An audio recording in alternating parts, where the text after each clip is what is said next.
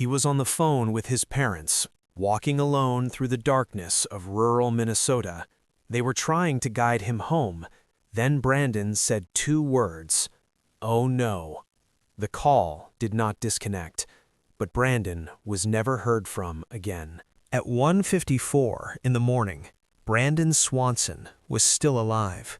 He was standing somewhere in the darkness of rural Minnesota, holding his phone, listening to his parents' voices on the other end of the line. They were trying to help him find his way home. For nearly 40 minutes, they stayed connected, talking, listening, waiting. Then, Brandon said 2 words, "Oh no." The call did not end, but Brandon was never heard from again. In the years since that night, investigators, volunteers, and Brandon's family have asked the same question again and again. What happened in the moments after those 2 words? And how does a young man disappear without leaving behind a single trace? Brandon Swanson was 19 years old.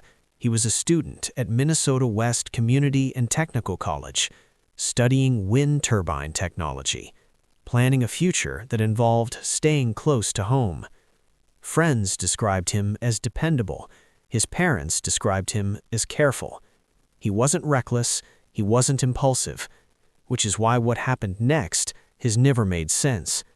On May 13, 2008, Brandon attended a small gathering in the town of Canby, Minnesota. Nothing unusual, no reports of conflict, no indication that the night would end any differently than dozens before it.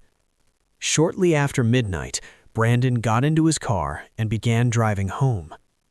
The roads Brandon traveled that night were rural, long stretches of darkness, few landmarks, minimal lighting. At some point during the drive, Brandon took a wrong turn, and then his car went into a ditch. The vehicle was not badly damaged. It hadn't flipped, it wasn't totaled, but it was stuck. Brandon tried to free the car himself. When he couldn't, he did what most people would do. He called his parents. Brandon's parents answered immediately.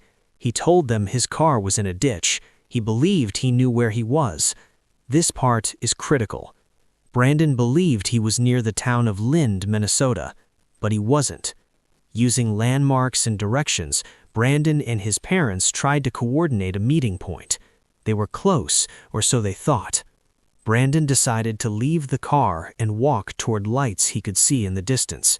As he walked, he stayed on the phone. He described gravel under his feet, open fields, a fence he needed to climb.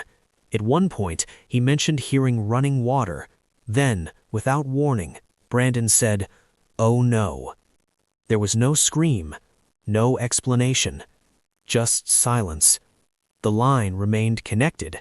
His parents continued speaking, hoping he would respond. He never did. When police arrived, they quickly realized something was wrong. Brandon's car was not where he believed it was. He had misidentified his location by several miles. Search teams were deployed. Volunteers walked fields. Law enforcement used tracking dogs. The dogs followed Brandon's scent, across fields, along gravel roads, until it reached the edge of the Yellow Medicine River. And then it stopped. No footprints beyond that point. No disturbed ground. No physical evidence. Nothing. Investigators considered the river, but extensive searches revealed no body. Others questioned whether Brandon encountered an obstacle in the dark, a steep embankment, uneven terrain, cold water.